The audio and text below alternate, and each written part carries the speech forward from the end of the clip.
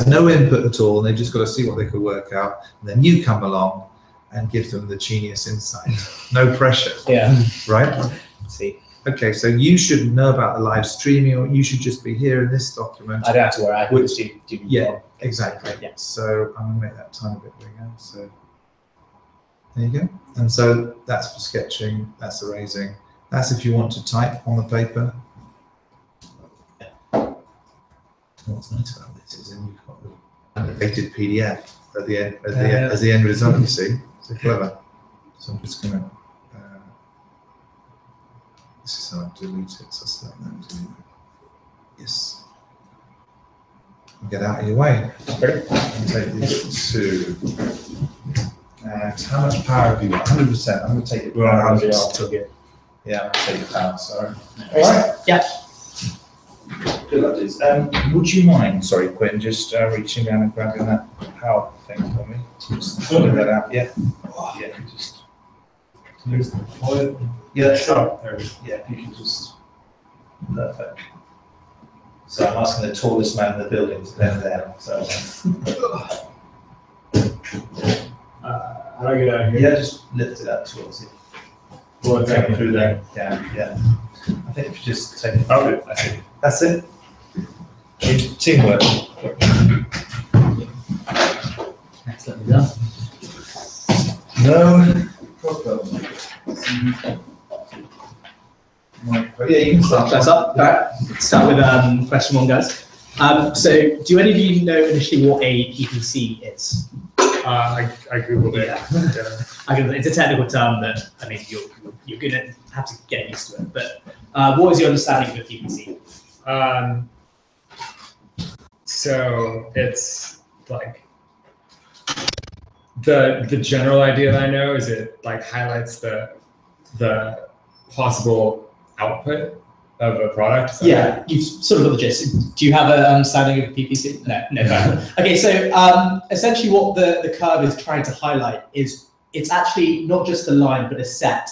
And it's a set of all the feasible points of output that the economy can produce. And the way that the curve, the PPC works is it's in like a two-dimensional set. We have two products. Often it's cars versus hospitals. Here we've got goods and services, because that is sort of how you can break down output, goods and services. So look at my annotation going. So initially we start at X. How does this work? Yeah, this is the initial line, correct? Sorry. Oh God, it's come wrong. I'm not going to bother with that. Where did the eraser go? There we go. All right. Come out and take that. So this initial line here, that's the frontier. Along this line, the economy is at full capacity, which means it's using all its resources to either produce goods or services. If we're moving somewhere in this area, get that one up, it's producing below its full. Have you heard of the term full employment or full output? That's when all of the resources are being used to its most efficient point. So what we see is we see a shift in the curve this way. Now, what did you initially get as your answers to this? B. B? Did you agree with B? We just do it together. Oh, you did it together. So you both got together and you got B. Yeah, B is the correct answer. Can you explain your reasoning as to why you think it's B over the others?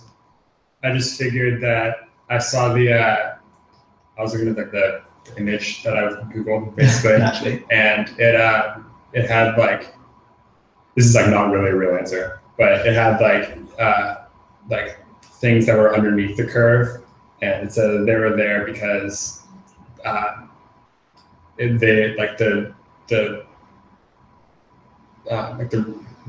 the resources weren't being used very efficiently. Yeah. And so you've sort of got the idea. The key thing is, on the one, efficiency, if there's a permanent reduction in efficiency, then you can permanently produce less goods and services in terms of like feasibility. Yeah.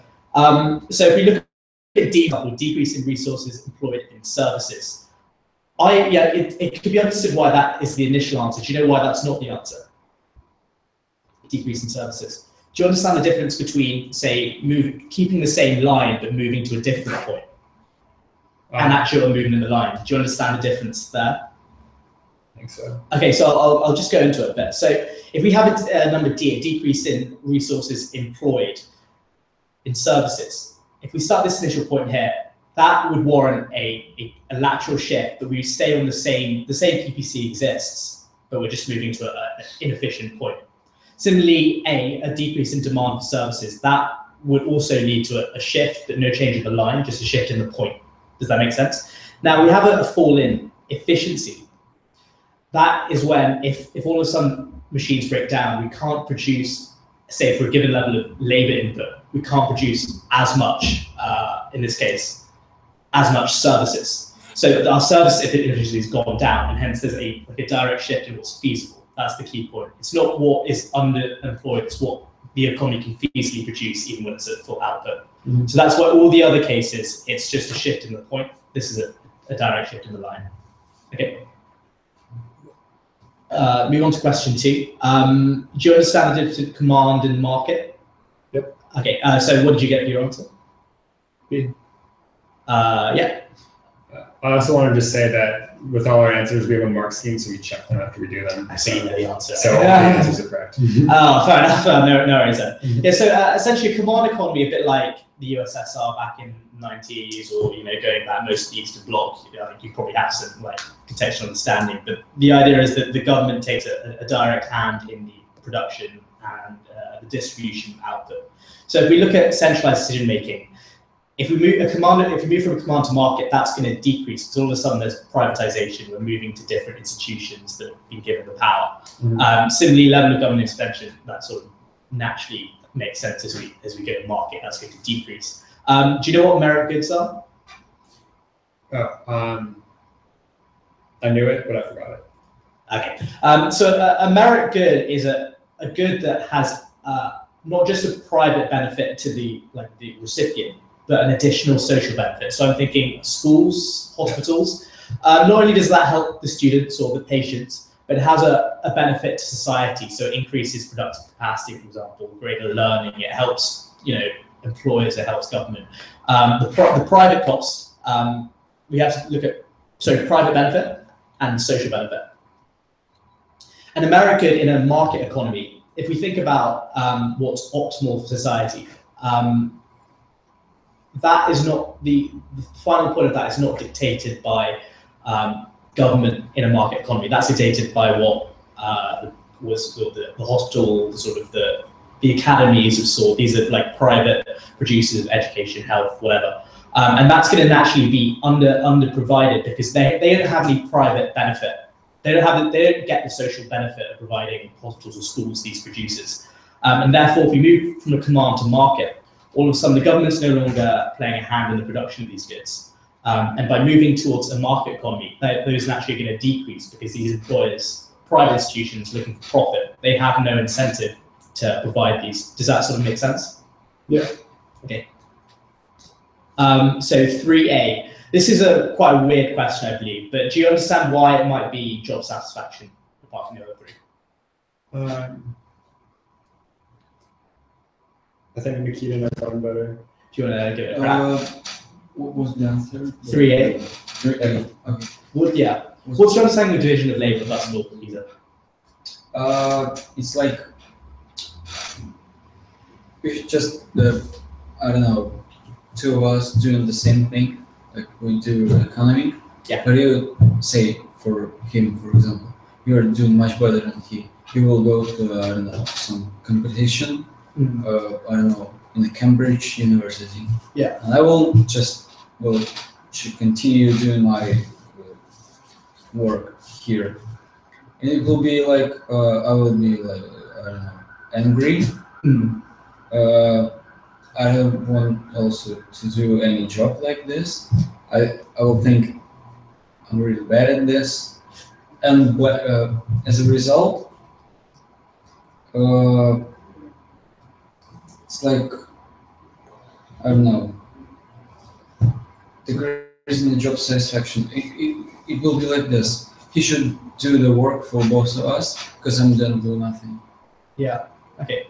I think you've got the gist of it. So like if we take, for example, a company that's producing cars, back before division of labor was, fully understood. So this is like, Henry Ford, he was the one who really created like the mass production line. So what would initially happen is you two are working as part of Henry Ford's team.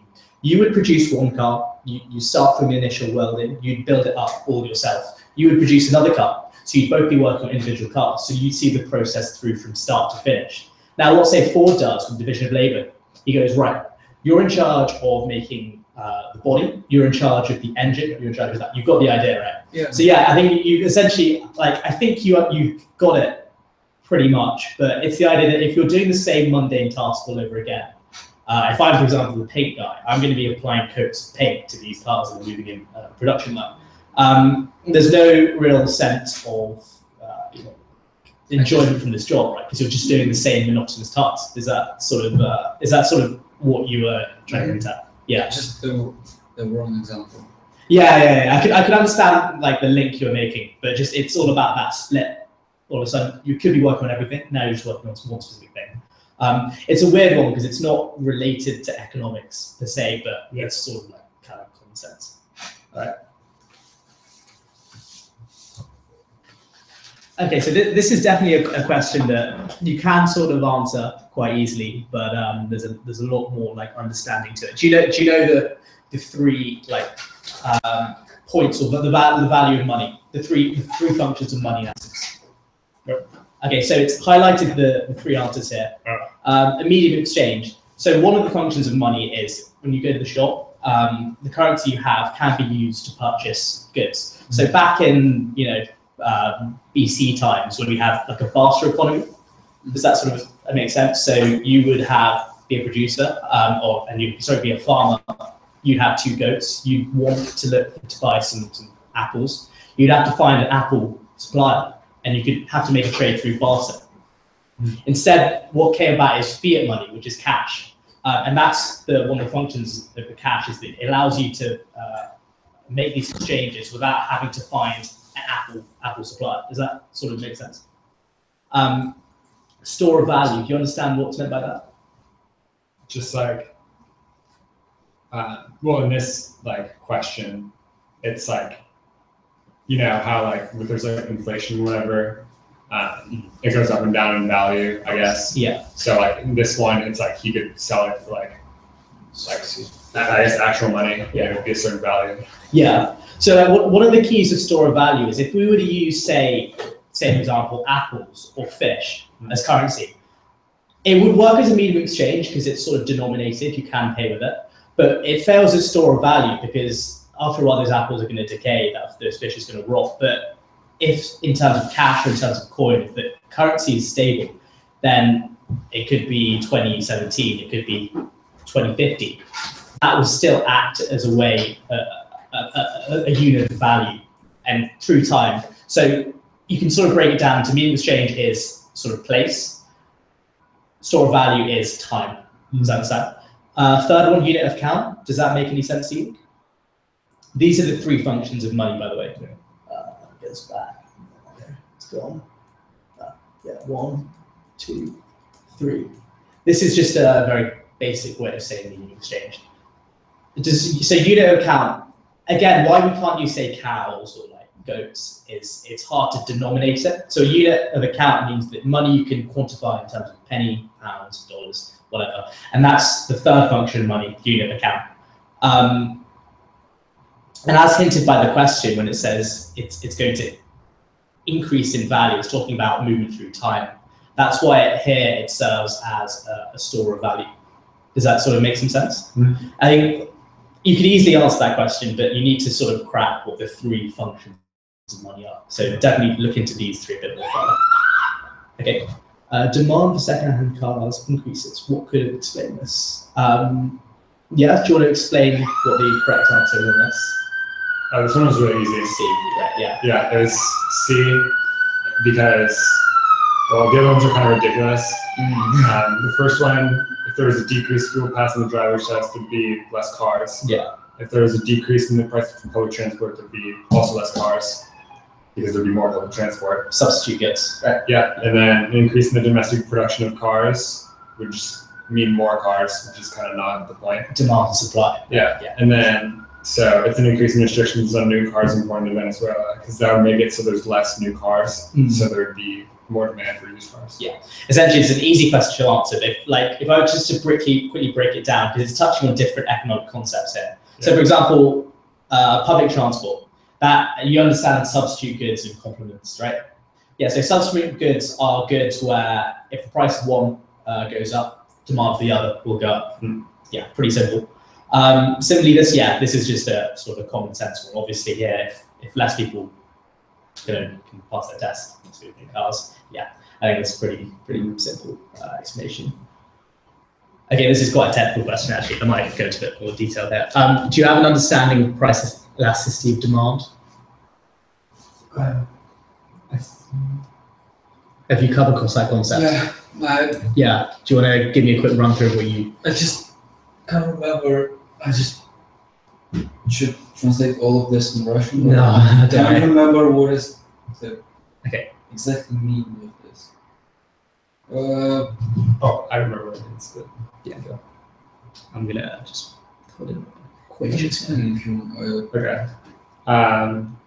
It's just like when the price of a good goes up, it's like the elasticity explains the proportionality, I guess, of when a good, like the price goes up and the demand goes down, like what the proportionality is. Yeah. So you kind of got it like sort of verbally correct. I think you have an understanding, but this is quite useful to like note down, for example, in terms of the maths, because you often get there's questions below where you've got to start fitting the maths. It's the percentage change in quantity to a 1% unit percent change in price. So yeah, if the price, so it's basically if you'll notice the price elasticity of demand is always negative. Do you sort of understand why that is? That what is always negative? Sorry. The price elasticity of demand. Yeah, because it's never going to be like you bring up the price and the demand goes up. It's because of this, the downward sloping demand curve, right? I'll just put Q here. So I mean, there are technicalities where when price goes up, demand goes up, but I'm not going to touch on that just yet. But generally, because as price increases, quantity always falls, that number will always be negative. And I can unpack this a bit. I don't know if I've got any space here, but you guys have a vague understanding of you like maths. You probably have to study that as well, I presume. Yeah, that's right. Yeah. God, why is this not working? Okay. I'll just.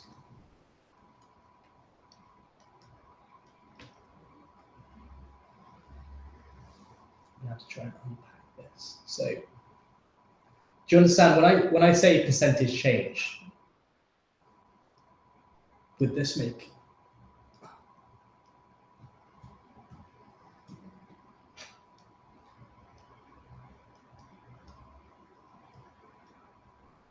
Do you understand how that's the percentage change in quantity? What is the triangle again? Oh, sorry, that's delta. So delta is the change. Yeah. So that's why I put delta percent. That's the percentage change. This is the unit change times by 100, right? And so you can put that below. Delta P over P times 100. Yeah. Sorry, that's a bit scruffy. Yeah. 1 second. And, I'm gonna have to go up again. I hope you can follow this. And if I unpack this a bit, you'll notice the hundreds cancel, right? So both there. And just tell me if you understand what I've done here. And that equals, by the way. Oh, sorry. Erase.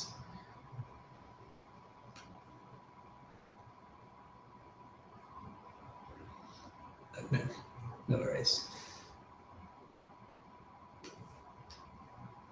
Apologies for my poor tech savvy.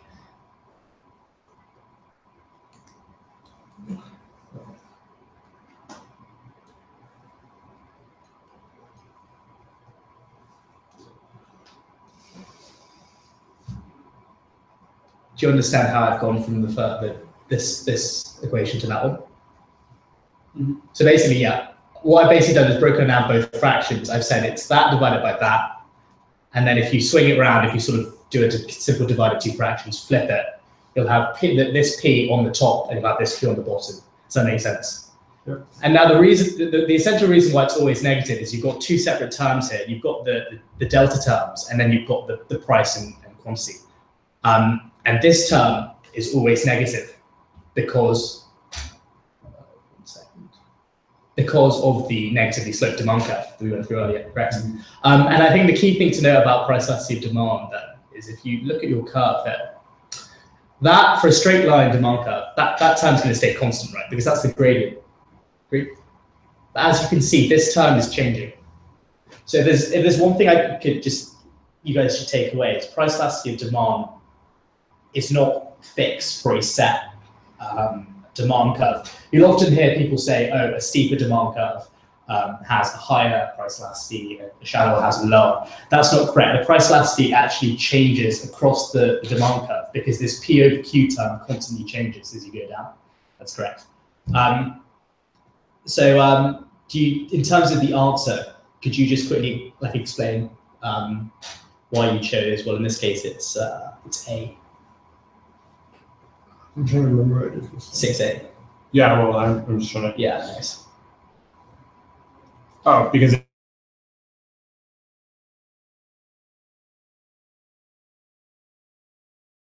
right? Is that, and it says it's unitary for all price ranges. The key thing is unit. So the unitary means the price elasticity of demand is equal to -1. It's proportionate. Yeah, that's it. Yep. So it's just proportionate. Yeah, you got it.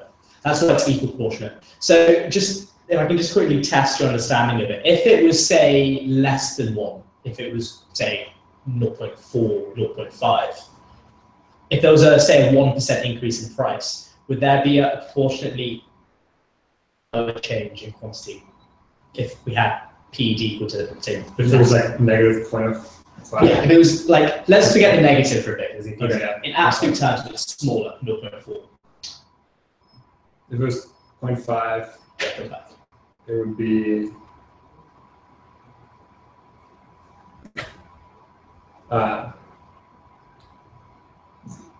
sorry, what was the? Is it a proportion? Because if it's 1, it's an equal. It's an equal. Yeah. It would be a 1% change, equals to a 1% change. Yeah. The PED is less than 1. We have 1% change in price. Is it going to be a greater than 1% or a less than 1% change in quantity? It's a choice of 2. I know, but so I'm trying to use the equation. That's it, yeah. So let me put this way. In this question, this term, sorry, the one I'm trying to point with my really, so it's, yeah, this term is equal to 1. Because if you have a 1% change in price, you'll have a 1% change in quantity, 1 over 1 equals 1, right? Yeah. If all of a sudden this term is equal to 0.5, if we have a 1% change in price, we're going to have. Okay, so it's going to go down by 2%. If it's going by more? It's going to go down by less. Yeah, I'll say close. Because if that term equals 0.5, it means for a 1% increase in price. The top one is. The whole term is equal to 0. Sorry, my God, this is breaking up. This equals the PED. So, demand. Price elasticity of demand is 0.5. So therefore, just doing the maths, if that's a 1% change, that's always a unit change, 1% change. That's 0.5 in order to make the fraction work. Smaller, yeah. Well, that's quite a difficult concept. We can go into that in more detail soon. And actually, quite interestingly, the next question tests that. So, given what I've told you, could you explain why it's? I believe it's C in this question. Because there is no any reason the A, B, and D are the same answer. They have the same change between them. It means that the right answer is C. Sorry, could you explain that again, sir? What? The A, B, and D have the same change, like in 1,000. It means that the answer will be the same, and the right answer is C. All right. I mean, to be fair, you're not wrong, but I don't think the logic is sound. Because also, if you think about it, it's a percentage change, right? It's not a unit change. So actually, like, although they both all move down by 1,000, in terms of percent, the percentage fall here is not, it's different to the percentage change here, and it's different to the percentage change here, right? Yeah, but the percentage change are different. Yeah. Or the change in the dollars are the same. But we're trying to understand what the percentage change is, not the unit change. I'll break this down a bit further. So we have our PED, which equals, I'm going to say, yeah. We'll do it in absolute terms because the negative can confuse quantity-wise. And we have our initial formula here.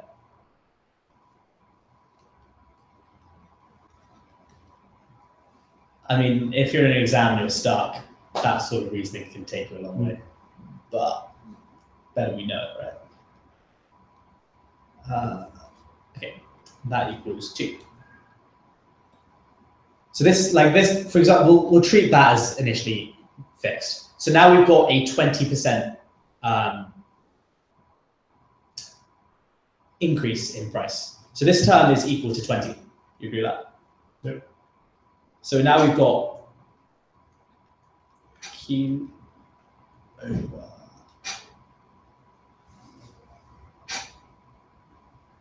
Oh, sorry, I've messed that up actually, sorry. It's actually the quantity that increases by 2, sorry, not the price.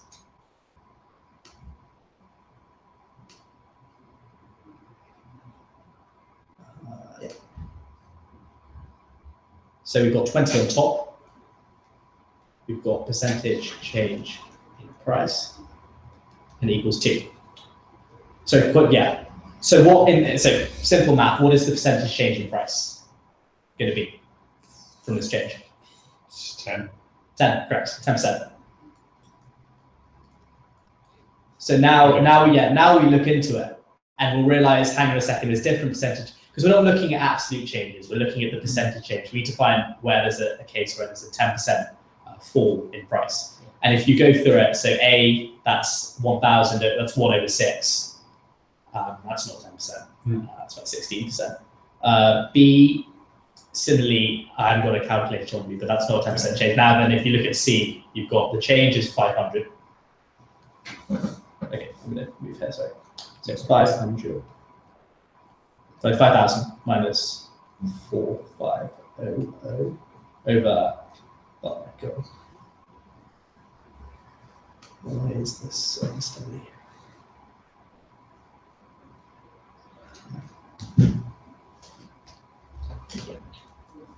You understand the base value with percentage changes, it's from the original value. So like when I do that, it's all over 5,000 because that's the original price. Mm-hmm. If you've got that, that equals 5. I really apologize for this. Yeah, which equals 10.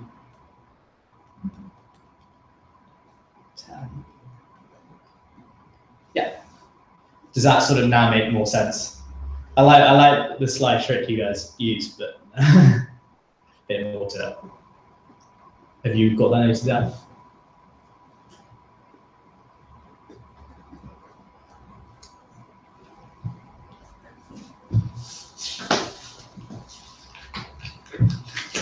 What time did we start, by the way? Was it 5:20, around there? Yeah, or like 5:15. 5:15. All right, I'll give you guys 10 more minutes and just have a quick break. Unless you want to keep plowing away. Put it on the break, right? Probably. Yeah. Do you need a break? Or we can continue. I'm happy to keep continuing, guys, but this is up to you. We can. Yeah. We'll do 15 minutes. Okay, so we've got in 2008, there's an increase in profits because of an increase in calculated. So this is not really econ as such, it's just sort of using some common sense. So answer C, do you want to quickly explain what's going on? Yeah. Well, there's no change in supply, so I just saw that. Right. You are correct, and I guess that's. Did you understand why there's a rightward shift in the demand curve? Well, I mean, I just figured. I mean, kind of. Yeah. I just figured it was C, and then I kind of like inferred from there that when there's a shift to the right, the demand is going up. Yeah. So that's. I mean, yeah, like you've got the right answer, which I guess sort of matters. But just like breaking it down, if there's an increase in health and safety concerns in these countries, trying to explain this economically, but you can basically just explain it as all of a sudden, if in Brazil or China there's an epidemic, all of a sudden you're going to need sanitary equipment, you're going to need health equipment, you're going to need your gloves, your medicines, X, Y, Z. So Ansell, which is a producer of this company, faces an increase in demand, and that's why we see the rightward shift. Do you understand why an increase in demand is a rightward shift in the curve? Does that, like, I might just quickly go through that just to break it down for you. So this is the initial demand curve, price, quantity. It's a rightward shift because if there's an increase in demand, it means for the current price level, P1, at that price level, a greater quantity is being demanded by the general public. So if we move it here, initially at P1, Q1 is being demanded. Now at P1, Q2 is being demanded. And you can sort of plot this through for the whole graph. And you can see why there's a rightward shift. Does that sort of make sense? Yeah. Yeah. That's why it's that. It's for, at each price level, more is being demanded, hence it's a rightward shift if you sort of move it. Okay. Do you understand why, we explained why it's downward sloping, haven't we? I can go into that into a bit more detail, but you know, because price decreases, demand increases. Yes. You haven't heard about income effects, wealth effects, the reasons why. I can move into that at a later point. It might be slightly, we're okay for time. We have been through this one beforehand, but I think for the case of the camera, I'll quickly explain. So yeah, as I explained before, we're saying at which point, because this is the current equilibrium, EQ is P2, Q2. And the question is asking us, for which point when the market is out of equilibrium, it's in disequilibrium, would there be a corresponding fall in price and contraction in quantity to re-equilibrate the market, right? Do you understand the difference between what is meant specifically by a contraction and expansion? Contraction is just like less, right? We've got to be more precise here. So a contraction is actually a shift along the curve, and so the expansion is a shift along the curve the other way. Because you've got to understand 2 points. There's movements along the curves, and there's actually shifts in the curves. So when we say there's a contraction of demand or contraction of quantity, that's a shift this way. If we talk about a decrease in quantity, it's an actual shift of the curve here. Does that make sense? Mm-hmm. Yeah. Just like bear in mind, because they may say increase, and you can't take it to be contraction. So I'm just going to drop that out.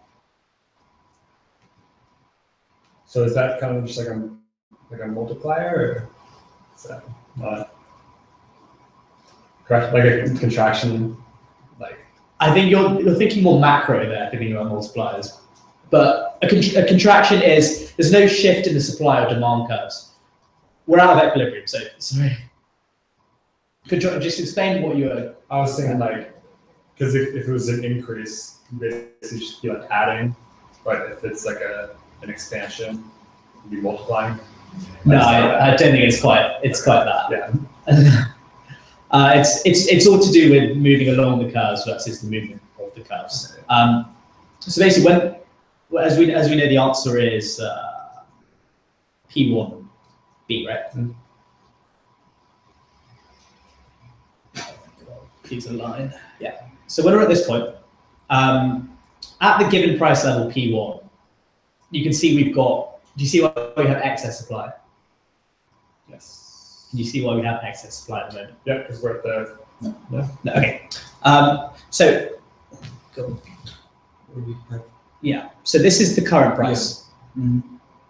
At this price, the producers want to produce this much because they have a higher price. They want to produce more because they get a great. Their costs are the same, but they'll get a higher revenue in this case, which is the price of quantity.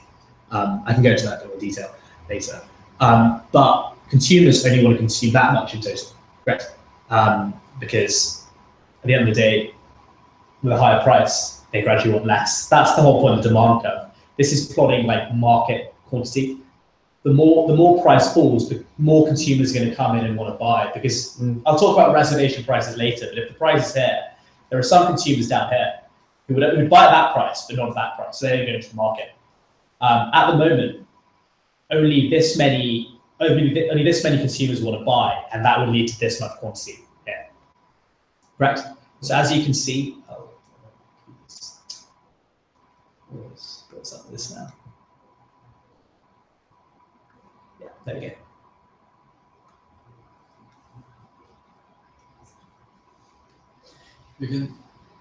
You can do it with the straight lines. Oh, is it straight lines? Yeah. Is it this? Yeah, this one. On the right side, the straight line. Yeah, brilliant. I'll take that for the next one actually. Thanks. You can see we have X. Actually, I think I'm going to type.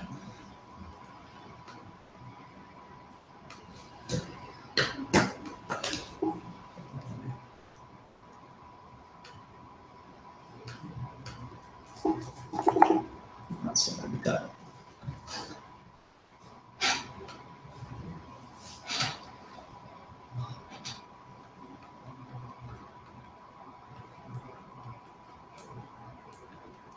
Excess supply. Okay. So this much is being offered by the firms to the market. The consumers only want, they want, producers want to produce Q3, consumers only want Q1. So what's going to happen is there's going to be a fall in price, and naturally producers will naturally then produce less. Consumers are going to want more. And as we'll see, there's a movement this way from the initial point, which is a contraction of quantity, because it's moving along the supply curve, and a fall in price till we hit equilibrium. And that's why that point corresponds to the appropriate terms of the question, which is the fall in price, contraction of quantity. Okay.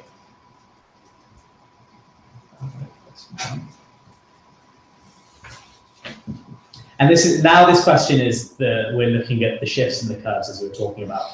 So firstly, we've got a large wage increase. How do you imagine that would affect either the supply and demand curve? If there was a large wage increase, yeah, I actually don't know how that would affect it. Oh, do you know by any chance? No. Okay. I can get into yeah. So the firm cost of production, does that sort of make any sense to you? So yeah, there's two sides to like running a firm. There's the revenue side, and then there's the cost sides, and the difference between the two is where you gain the profit. So in terms of what do you think constitutes the cost to a business? Wages plus machinery, production, machinery, yeah, commodities, advertising. So I'm guessing that a wage increase would drop the supply. Which way would it shift, left or right, the supply curve? Yeah. Okay, I'll get, yeah. So there's an increase in,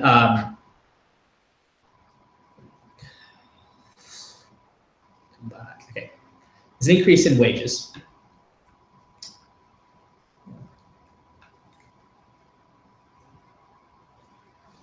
Yeah, there we go. Increase in wages. All of a sudden, if they're selling at, say, £10, and it costs £5, they make a profit of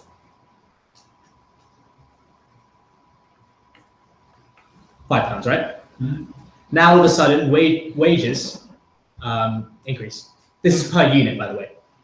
They're selling at £10 per unit, it costs them £5 per unit. Wages now increase. That means per unit, it's now going to cost them £7. So now profit is only 3.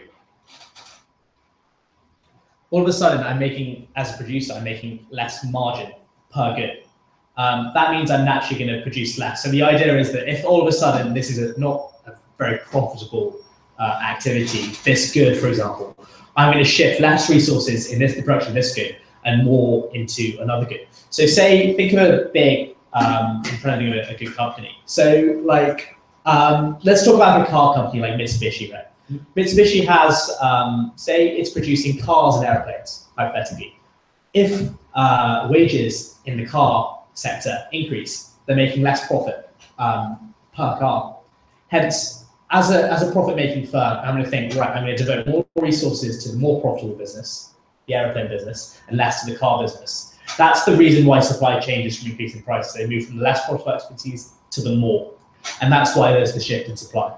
Does that sort of make some intuitive sense? Once you crack that, then it all just falls into place. That's why we initially have from S1, we have the initial fall in supply. Now let's look at the second part of the question.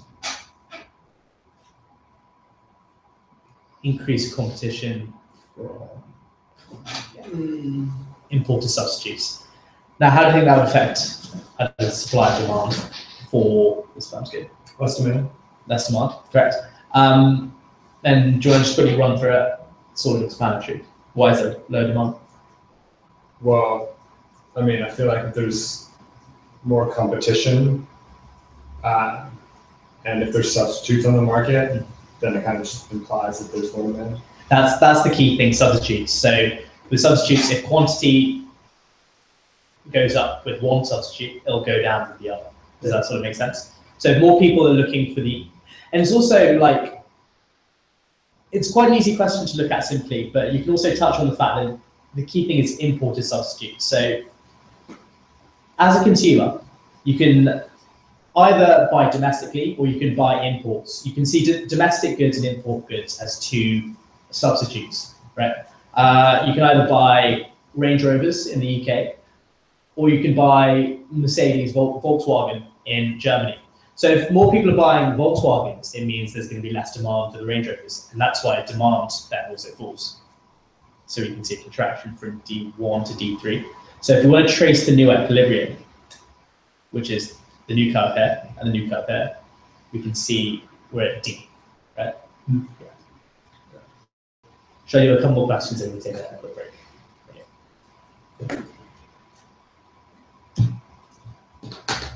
All right, this is definitely quite, in my opinion, quite a difficult question. Do you want to give it a stab as to why it's A? What did I do for this one? I wouldn't, if you just started today, I really wouldn't expect you. I think, yeah, I mean, I kind of took like a very basic look at it. I just figured, there's tax. So I don't know why, I kind of ruled out the other ones. I figured that, B, I don't really know why demand would change. C, I mean, theoretically that could happen, but I feel like that isn't going to happen. Yeah. And then D, I forget why I didn't like D, but I guess D would make some sense at least. Okay. I'll like the concept of taxes in a graphical sense is actually quite complicated, but I'm going to briefly sketch it out for you. So the idea of like when you impose this is a supply curve. When you impose a unit tax, what the government is saying is, right, you're producing at £10. I'm going to add a £2 tax per good. So for every good, if you're going to sell it at £10, it's an additional shift up in the supply curve, because all of a sudden you're saying, for every £10, I want 2 of those. So it's going to lead to a shift up in the supply curve. Does that sort of make sense? So it's like, I think the best way to think of it is as like a cost of production. Simply if wages go up, it's going to shift supply up. Simply if the tax goes up, it's sort of going to be similar to like a shift up in supply. This quantity here, that is the change, that's the tax, increase in tax, unit tax. So that would be £2 if it's a unit tax, right? So I think the reason why you can rule out C is if you've got your demand supply curve, and you've got this sort of tax here, this is the quantity of the tax. But you'll notice this is the new equilibrium, right? The reason why the price doesn't go up by the full amount of the tax is some of that increase in price is offset by a fall in demand, right? And that's why it doesn't go up by the full amount. So that's why you can rule out C. As you can see here, that's the amount of tax, that's the price. Doesn't go by the same amount. Taxes don't affect demand, the demand curve. Hence, there'll be no shift. B is not the right answer.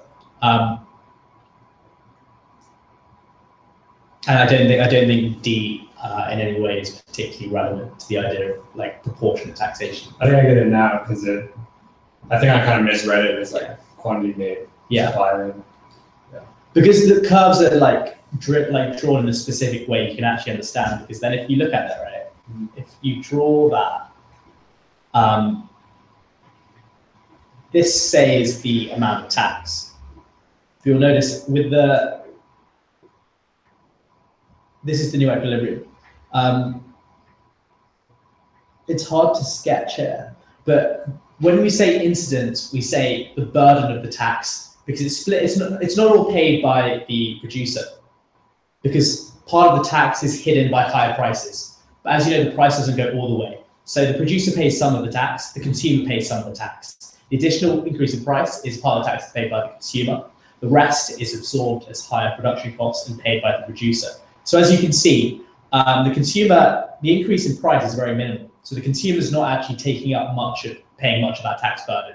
It's the increase in the production costs, which is much larger, and therefore it's the producers that have the bigger incidence. That's quite a difficult concept that we can go into later. But do you sort of understand the key thing is the tax is split? Some part of it the producers pay, part of it the consumers pay. Right? Yeah. Do you have any questions on that particularly? For now, because I can go into that in more detail, but I think I go. No question. No questions. Okay. I think that takes a while to get your head around this concept.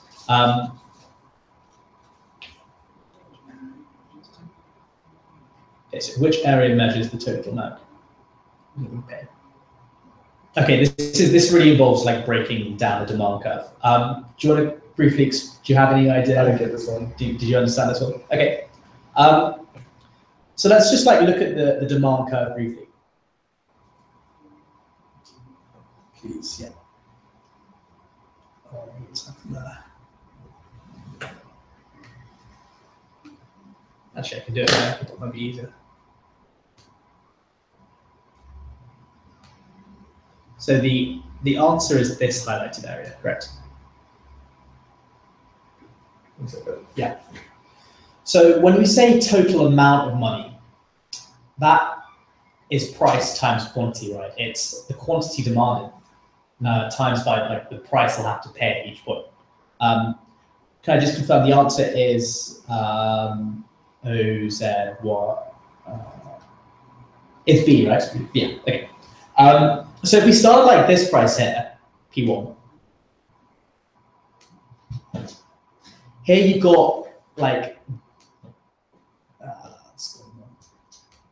Use a straight line.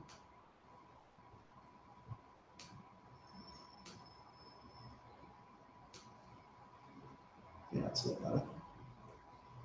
Thanks for that tip. To say that sort of price, you've got this many consumers buying. As you decrease the price, you increase the amount of consumers that are available in the market, right? So if you look at the total amount paid, it's the total price times the total quantity as we move down the curve. But it's not going to extend past here, right? Mm-hmm. Because at that point, we're past the equilibrium. You'll only pay as much as the equilibrium, right? These higher prices, I'm going to back up a bit. Do you understand when the question talks about willing to pay? Did you understand that little snack? Because I think so. Yeah, so like when we're at this point, there are some consumers here on this part of demand curve, right? They're willing to pay that high price. We all have, say if we're looking at a mug, for example, I might be willing to pay £10. If that's 10, I'd be up here, I'd be willing to pay it.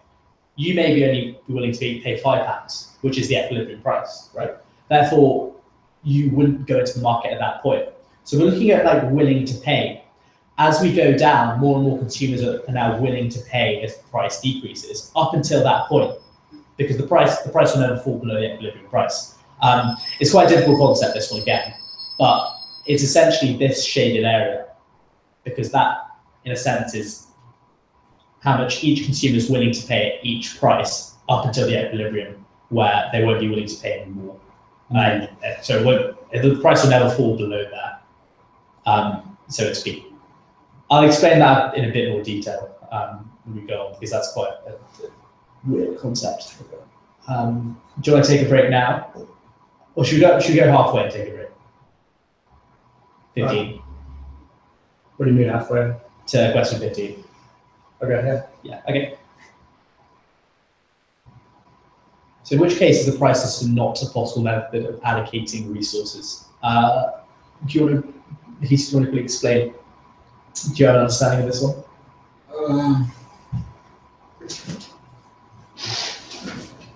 Allocating resources. What is the main idea of this phrase? Of allocating resources.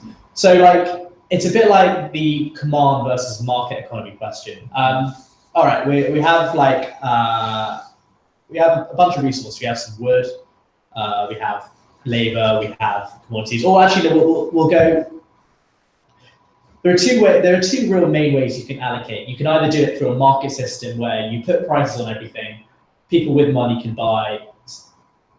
The buyers and sellers interact through the price. It acts as a signal for the consumers as to how much they have to pay, an incentive for producers. And that's one method, the price vectors. And the other way is, say, the government just allocating, right, as they did in Russia back in the Soviet days. We're going to have 10 workers who are going to produce 20 units of cars, and we're going to give them to these people.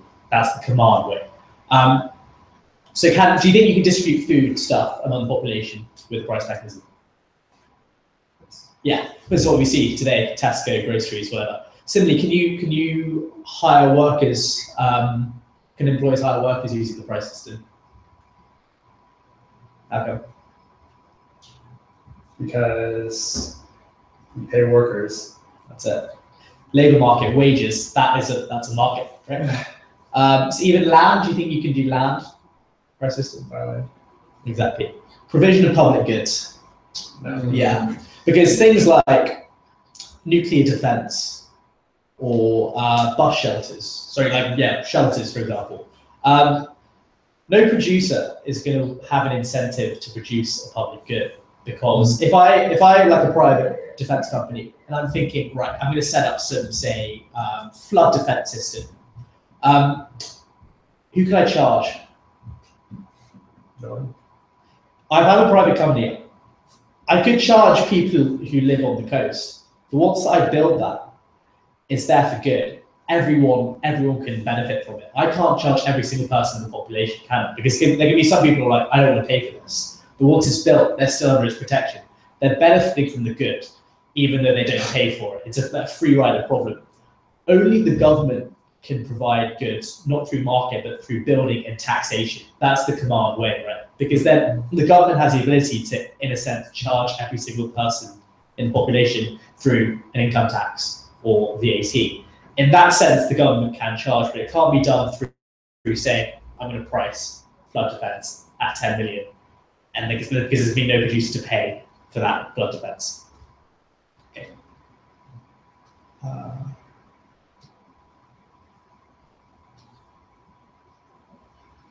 I think we'll take a break here, because I need to sort of think about this one a bit more to explain properly. But yeah, are there refreshments, or I don't want to turn this off. I don't want to toss water. Yeah.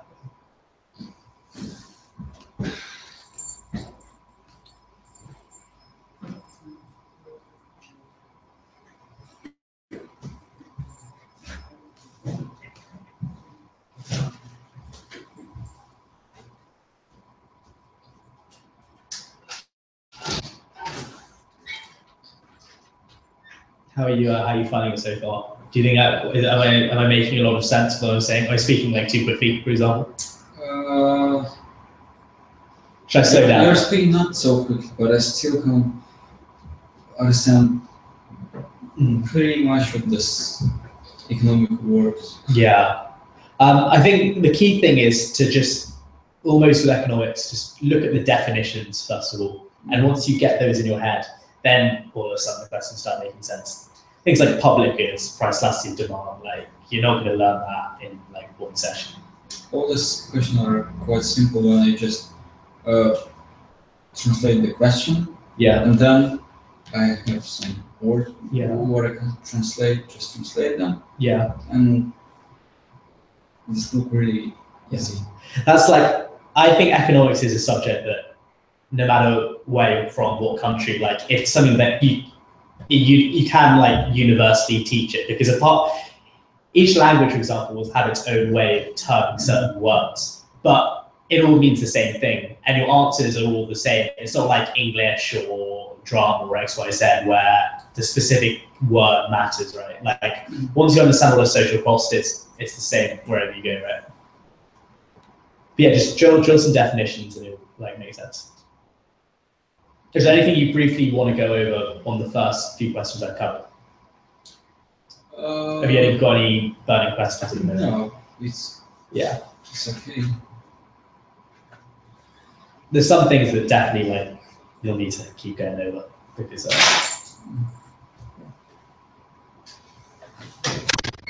I'm like, is water there by any chance? Yeah, I mean, Is that food as well? wrong, actually. Oh yeah. Is that clean? No. I've water. Well, You sure about yourself? yeah, Oh, thank you. I won't touch it on this. it doesn't matter. It's right. So have you guys done like GCSE equivalent? You must have taken some exams at some point. What's GCSE? So that's the like exams you take in the UK when you're 16, 15. I'm in the UK for like 10 days. Oh, serious? What about in the US? I mean, we have Have like, there no qualifications before A-levels? well, we have like standardized tests, but like, I don't know. I mean, there's no such thing as A-levels there. Oh, yeah. For 6th one. SATs, right? I haven't taken that yet, but I took the PSAT, which is another test. And I mean, there's like a lot of like miscellaneous tests, I guess. Yeah. I don't know. Okay. Yeah, I don't really know how they like tie in, but The A-levels is the like first like major qualification you'll have. Okay. Yeah. Is that the same for you or? I just have finished school in my country. Okay. Yeah. I had final exam, school exam. I had school exams. Yeah.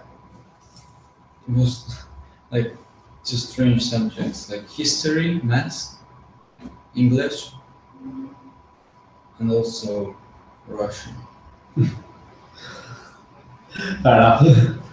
For exams, Yeah. for subjects at the exam, we were like studying from the 5th form to 11th. Yes. 16 subjects.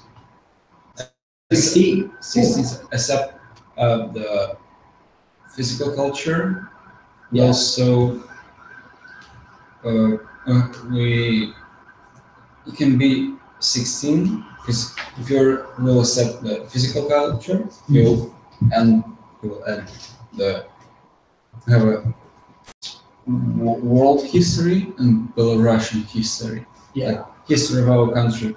Okay. And the exam was in Belarusian history. Okay. It was like the craziest and stupidest exam I've ever had. Because it's like, what is the Belarus? It's like the war field between Europe and Russia, where all the, I don't know, the epic fights were taking place. Cold War.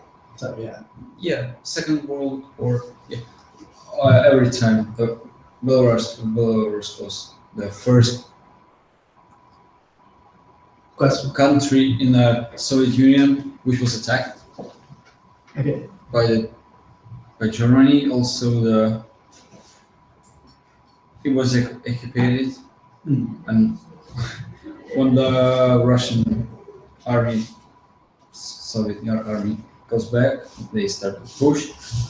All epic battles were taking place in Belarus. It's like there is no any history, Right. Okay. because you're just talking about the time when where the economy was like selling cows for the apples. Yeah, then the World War, and the nowadays.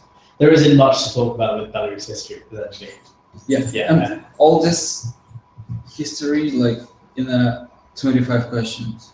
Okay. 25 tickets. Yeah. And each one has 3 questions, you know. Yeah. And it's really hard because you have a 3 question. The first one is about the past history, one about Second World War, and third one about nowadays history. How to pass this exam? Yeah. It's unreal. That's quite a tough exam. Did it go okay? Yeah. Good to hear. You guys ready to carry on? Yeah. Yeah. Are those biscuits? Do you know whose they are? Maybe yeah, we'll show us. Yes. I'll hang them up for a while. All right. So question 14. Right? Private costs and social costs. So you can sort of again, you can do this question without really understanding it, but do you want to quickly explain why you think the answer might be D? This is another one I skipped. All right, you didn't know. Did you know this one? In the last year, social cost equals social benefits. Okay. Social costs, social benefits. So I touched on this earlier. So the social benefit. Need to get this back up. Yeah. You come back. Yeah. Okay. So the social benefit is equal to the private benefit plus the externality. Okay. So the private benefit is the benefit accrued to the 2 people involved in the transaction. If I'm selling you an orange, I get some benefit, you get some benefit. That's the private. But with certain goods, there's an externality, which I was talking about with education and health.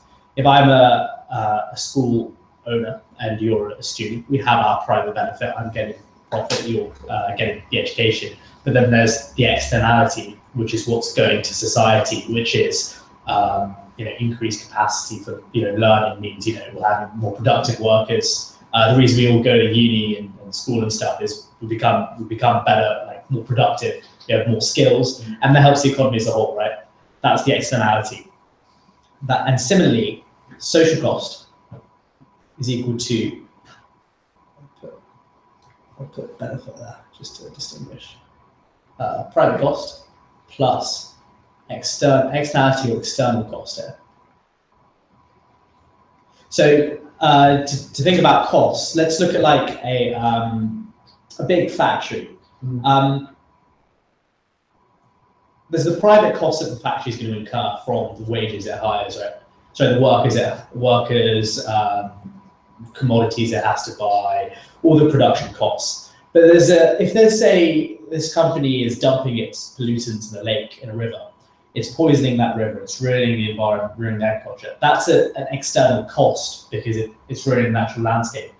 But the thing with the externality is that cost is not paid by the producer.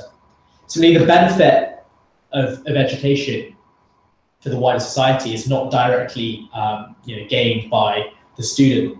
Similarly, the cost is not paid by the big pollution company. That's why it's an external cost. And therefore, once we know that the social benefit is equal to this private plus the external, social cost equals the private cost plus the external, do you want to now give this one a stab again?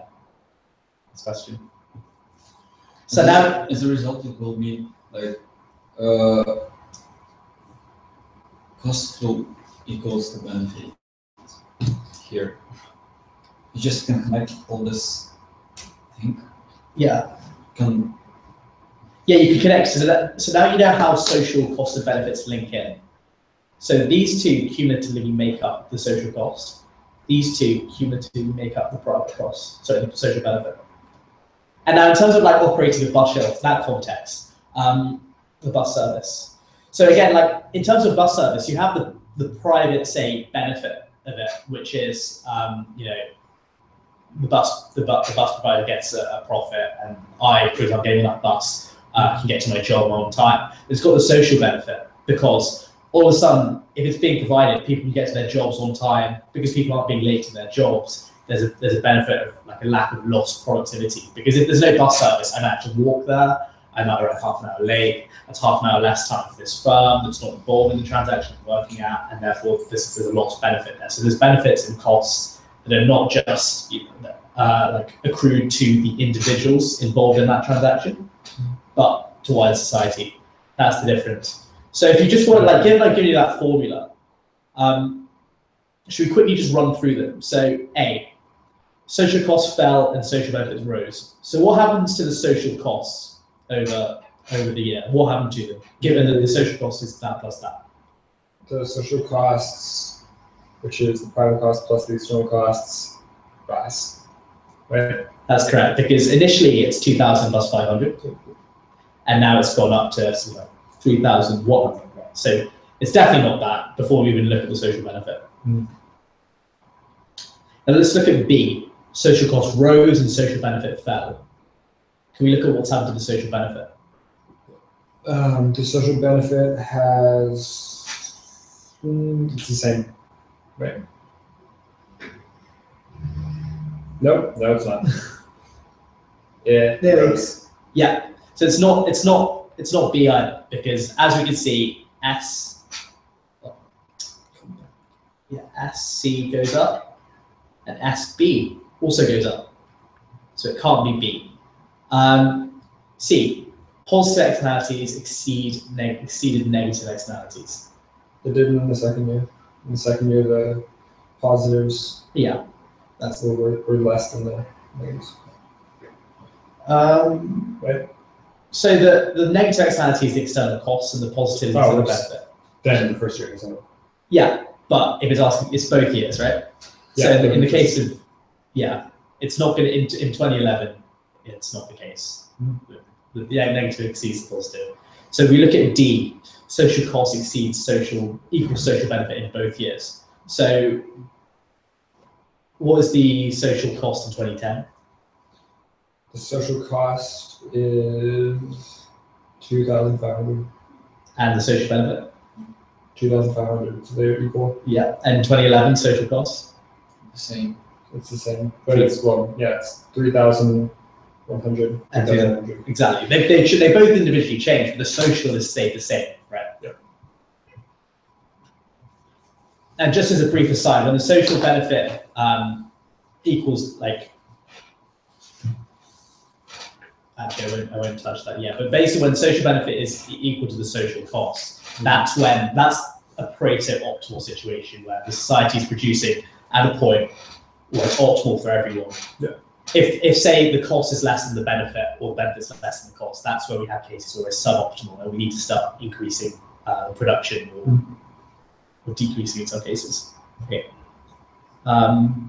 This is quite a weird question in my opinion, but you can basically say why it's the answer.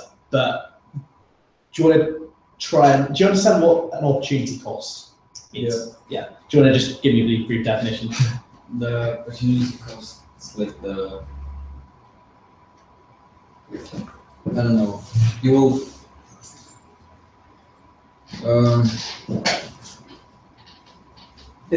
you will pay for this nuclear station less than you will make more profit than you will spend on this nuclear power station before. It's like the, I think you might have an inkling.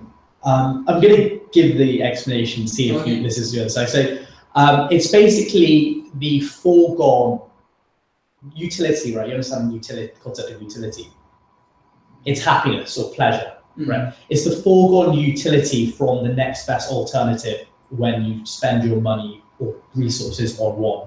So if I'm a producer, I can either only produce apples or I can only produce oranges, say. If I devote my resources to apples, the opportunity cost is the money I would have made had I gone for the next best alternative, in this case, the oranges. It's the idea of what you forego. That the cost, that's sort of implicit cost of what you do. Everything you do has an opportunity cost.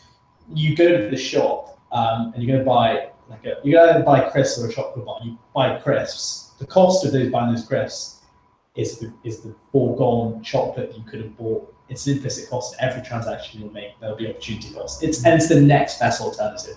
If you have a wide list of things and you choose one thing, the next thing that you would have picked, that's the opportunity cost. Right? Yeah. So if it's a power station might be socially worthwhile, but it'll take 10 years to bring into operation. Given this, what I've told you about the opportunity cost, can you explain to me why it would be C?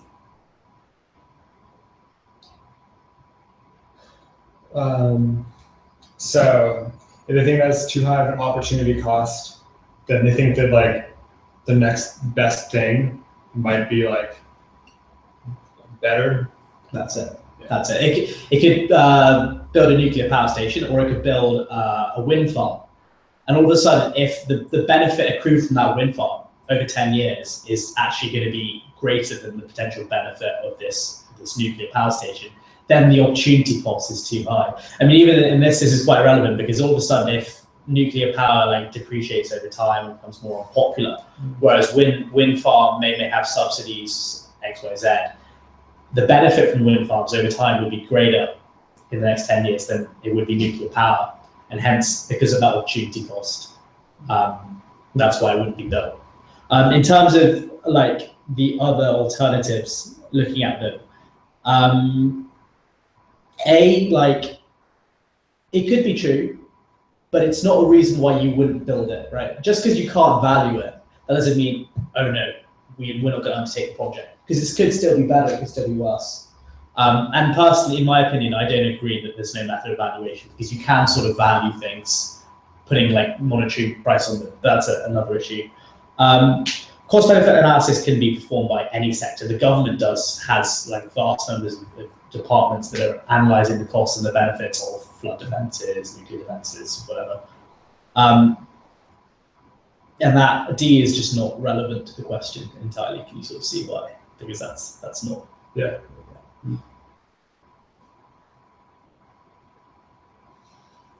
All right. Do you understand what a public good is? It's a good that's non-excludable and non-rival. Do you know what non-excludable and non-rivalrous mean? It's a non-excludable good is one that you can't you can't prevent like people from having it, I guess, or it's like air or like I don't know, defense. Yeah. And then non-rival means that it's something that you can't that doesn't it's not like cars where there's like multiple companies that rival each other, right? You've got the non-excludable correct. Non-rivalrous near. Yeah, non-excludable is once the good is produced, you can't stop someone from consuming that good. Once we build the nuclear defense, as long as we're in the sovereign, I think technically you can deport someone, but I think that's don't really talk about that. But you can't exclude someone from the consumption of the good. Non-rivalrous, it's looking towards the consumption side. So a non-rivalrous good is if there are 10 cars out there from Bugatti, if I consume one, that reduces your consumption, right? Because there's a finite number. My increased consumption of one leads to a decreased potential consumption of yours. Whereas if we build a nuclear defense system, if I decide to use it, it doesn't decrease the amount you can consume, right? That's the idea of non-rivalrous. It's not like consumers have to compete for the good, because that's the whole point of a price mechanism. Consumers all want to buy it, and the price keeps the market in equilibrium, whereby you may not be able to afford it, I may be able to, and that's all dictated by the price. You can't. Yeah. So is it just an item that doesn't run out? Yeah, essentially, yeah. So my consumption doesn't affect your consumption. That's the idea of a risk good. Yeah.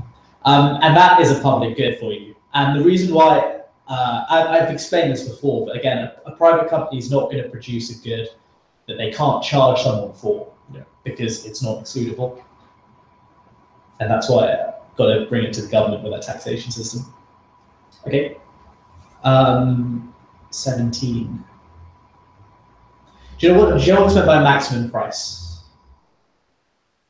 Well, yeah, just if someone's trying to sell a TV for $100, and the government's like, no, or £100. So the market price, yeah, that's And then the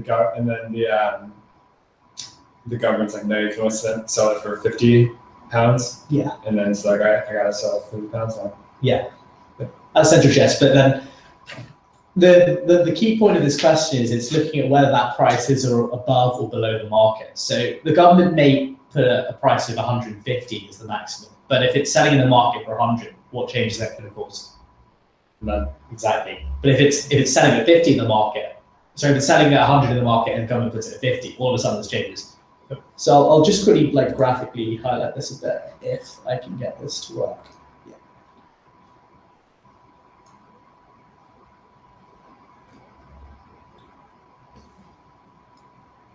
Okay.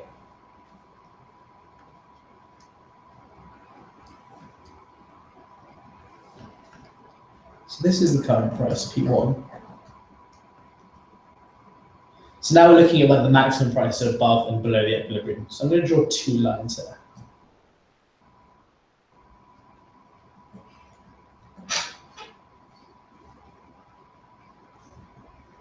A maximum price is also what's known as a price ceiling. I don't know if you've heard of that before, but it's like the price literally cannot go above this rate.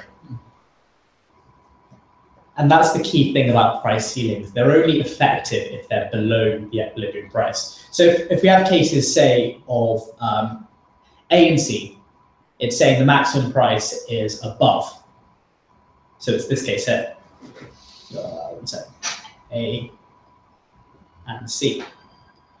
Because that's implemented, we're absolutely fine because the price is at P1.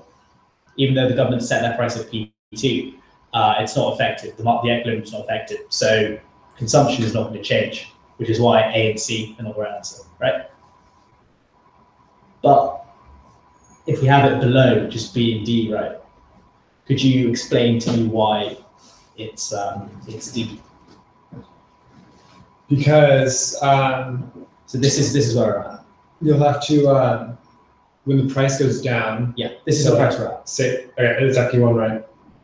Sorry, it's at P3. Okay. So yeah, P1 is the equilibrium. So if it's originally at P1 and it's to jump to P3, yeah, that will mean that the supply will go down. Yeah. Because you're making less.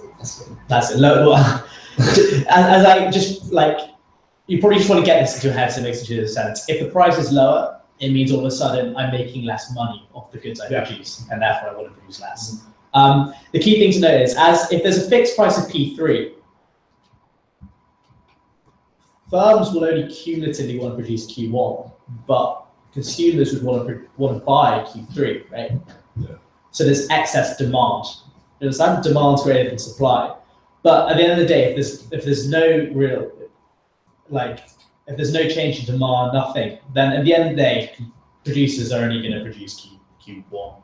And that's how much that's going to be consumed in the market. So production is going to fall from the equilibrium of, say, Q2 to Q1. So that's why it's D, right?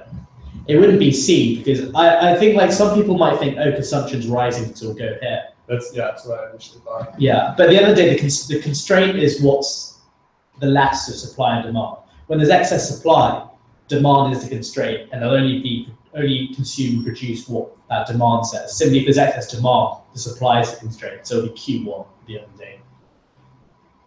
Now, this is the case where you get, like black markets, for example. Yeah. So when like things like, say, cigarettes, when the government puts a price on them, and all of a sudden people want to say buy more, that's when you get black markets which are unregulated.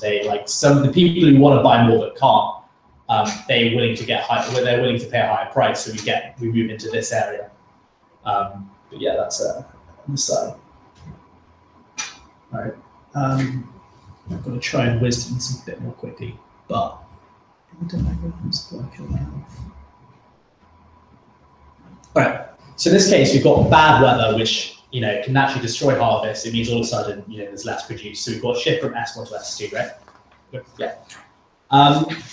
Nikita, do you understand essentially what's going to happen with the shift in supply? As I said before, I hate all of those graphs. Yeah, but you gotta learn to love them. You can understand what happens with the shift, the curve, right?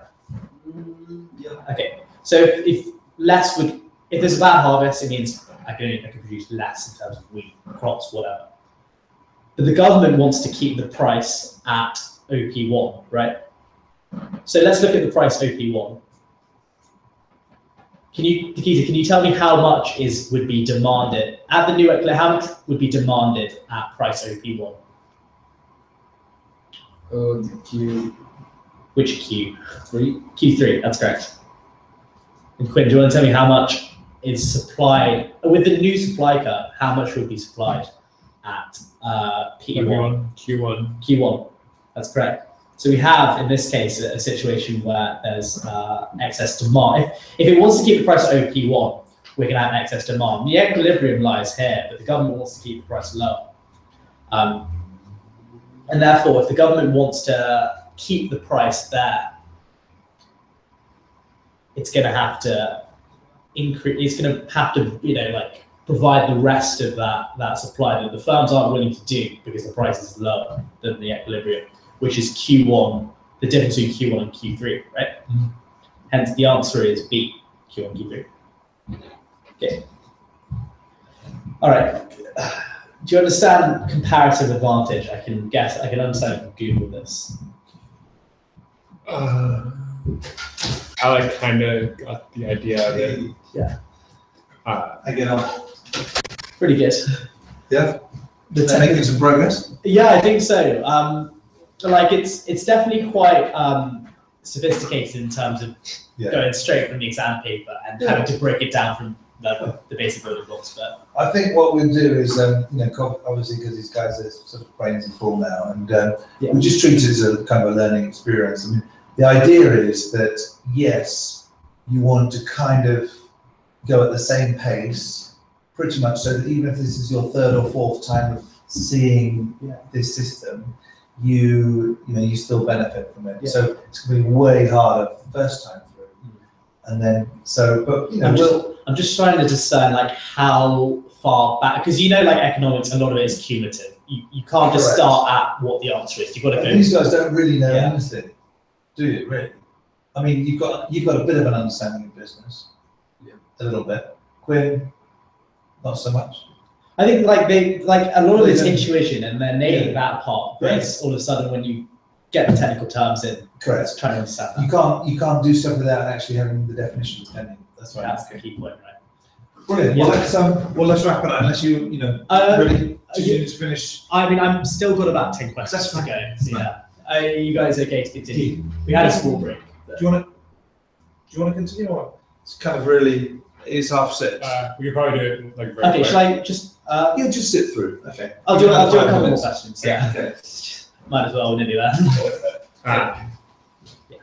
This one I just figured I kind of ruled out the other ones. Yeah. If there's a fall in demand for rice, they're not going to lose their advantage. If there's a fall in tariffs, they're not going to lose their advantage. Yeah, and transport costs I actually thought might work. But you actually got it pretty much. I mean, comparative advantage is all about your productive efficiency, right? I can go to the technicality where you have a comparative advantage if it has producing that has the lowest opportunity cost. But the change in demand is not going to affect it. Tariffs, that does affect your productive efficiency. And again, so transport costs, that's got nothing to do with your own opportunity cost and productive efficiency. It's only you have a comparative advantage is between two countries. So I may have a comparative advantage in wheat. It means you have it in barley, to the same two goods. So if one can produce at a low opportunity cost, they then gain that comparative advantage. That again, go into it in more detail later. And should we just? Can I just say the ones that I want to talk about? Actually, yeah, that's a good point. You all said. Yeah, Nikki, do you want to do the same? To wrap up, any quick questions here that you didn't understand? 21 is quite easy. 22 is solve in 1 second. Brilliant. 23? 23. That's an interesting one. But I just shoot 20. 24. All right. I did 23. Okay. I got 24 done, 25 done. Yeah. We both had issues with 26. Issue 26. 26 is a bit of a trick one, but Yeah. I can, yeah. And then 28, and then I got all the other ones. So 26, do you say? Or 25? I said 20, 20. 26, Okay. and 28. Okay. Okay, we'll start at 20 then quickly. We'll do those two and then we'll call it, right? Okay. So this is something you're really not going to get the first time economics. I'm sorry. I'm going to just say it for now. Consumer surplus is this triangle here, which is, it's essentially to do with how much like a consumer is, it's the amount of benefit a consumer gains from a good. So for example, if I'm buying it at price P, but I'm willing to pay something up here, which people on that demand curve are, right? There could be people up here, there could be people here. I may be willing to buy it at 10, but it's at 5. I get a benefit of £5. If you'd be willing to pay £20 for a pen, and it's being sold for £4, you get a benefit, a surplus of 16, right? Yep. This triangle is actually measuring the benefit you get from these goods, right? That's the consumer surplus. That's like, I'd be willing to pay this much, but it's only going at price P. But if you increase the tariff, then essentially all these goods, you're increasing the price of them. So all of a sudden, all of these people right here, like they're priced out of the market.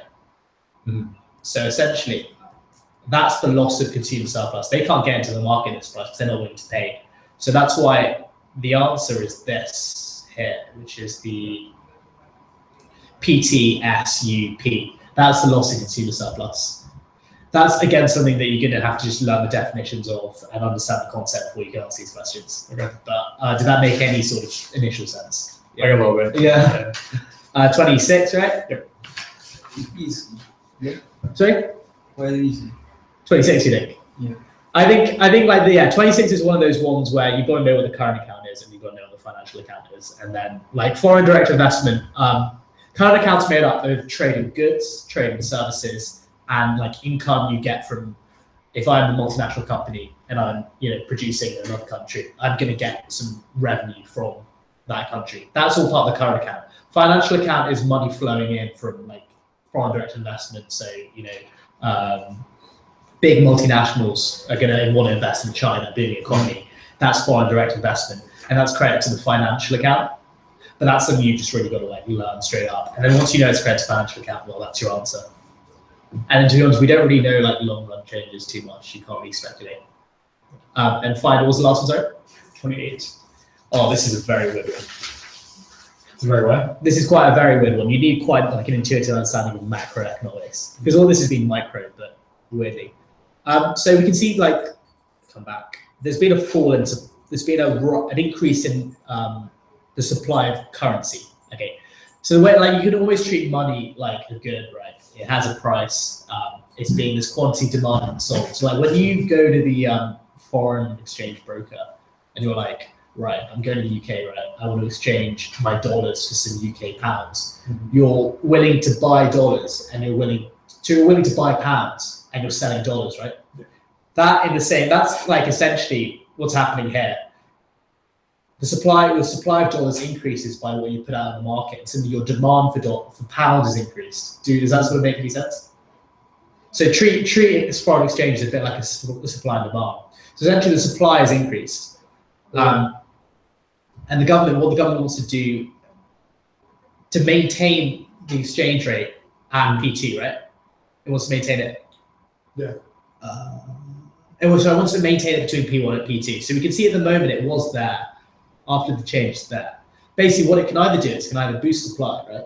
Because if it boosts supply, it can get back into that zone, or it can increase demand back decrease supply back, right?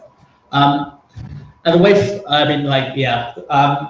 basically the way controls on investment overseas works is it means like it's basically what the government is saying is local Chinese companies, you can't go and make investments abroad. And by making these investments abroad, the way to do it is you've got to sell your yuan and buy your dollars or whatever.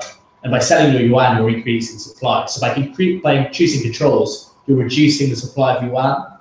So what you actually get is a fall in the supply curve, right?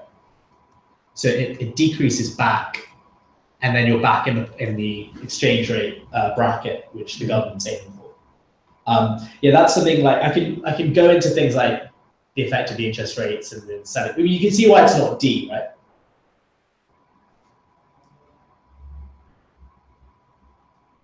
Yes. Because Joe can run through it. Just so I know you've got it. Parting shot. Because they wouldn't want to sell it because what happened if they sell it for ST? How would supply change? there'd be less supply. Be more supply, right?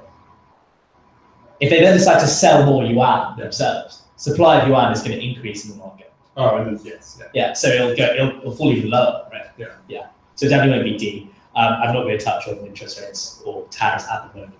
Yeah. I'll give you that later. But any final questions before we get? Okay. You're good for that?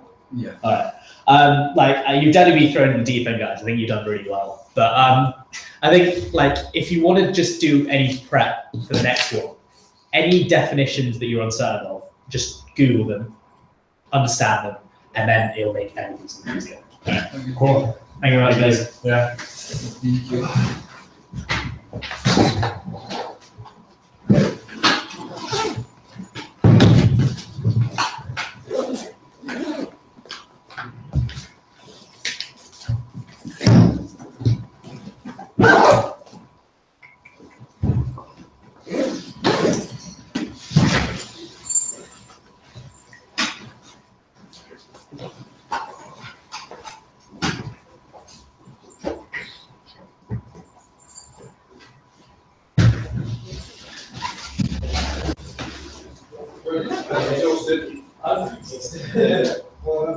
Yeah. So more of the same tomorrow? Yeah. So not Wednesday.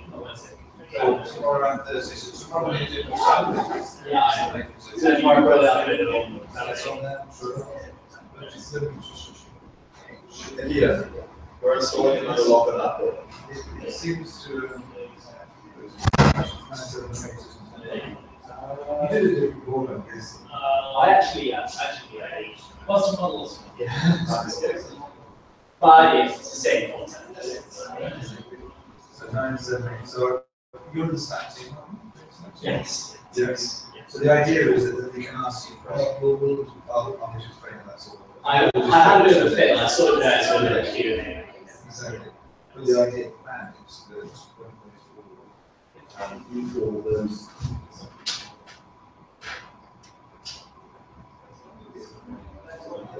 We'll talk about that. Yes, I like it, yeah, it's fine. It's definitely different, I'll tell you what, yeah. well, the idea was that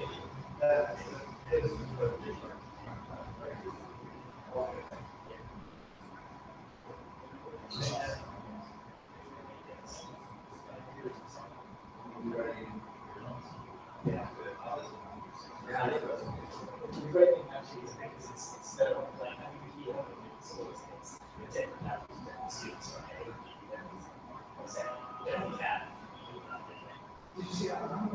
I called him. I wanted to say hi, but I missed it. Oh, you look at him. Is he got? he just told us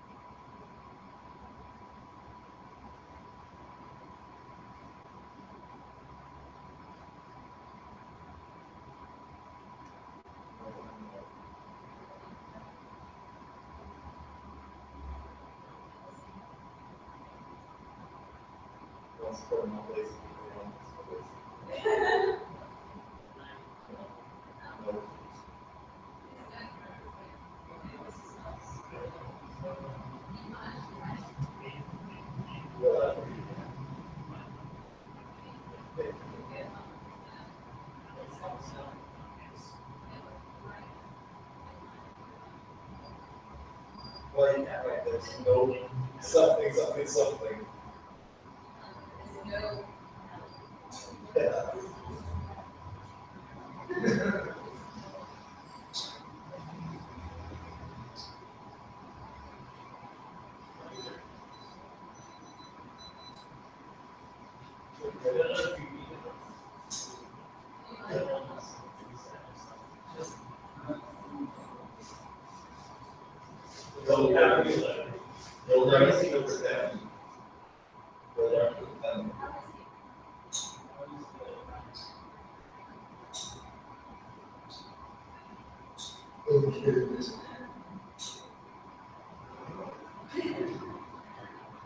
Well, let's keep in mind the ZClass.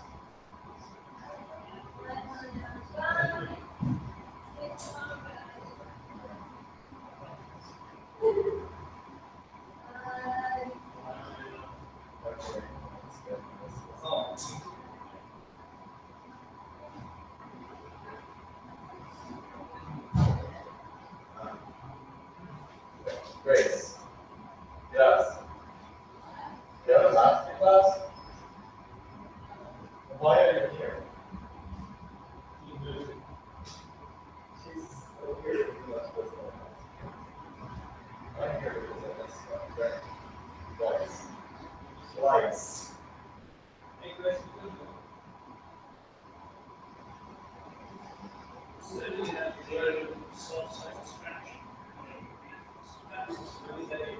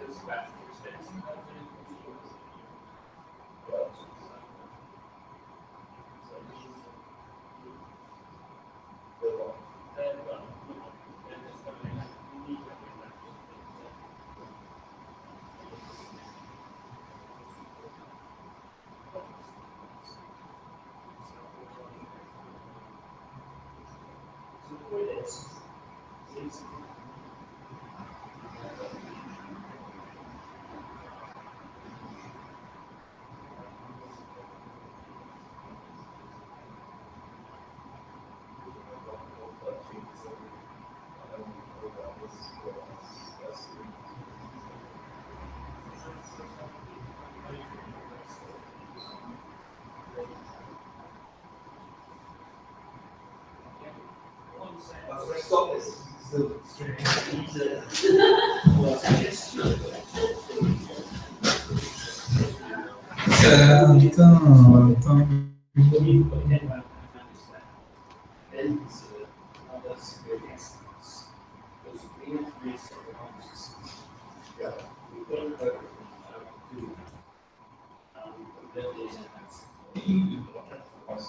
oh. It's a very good last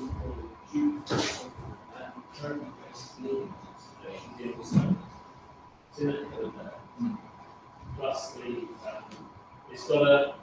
it's got a very large Hi.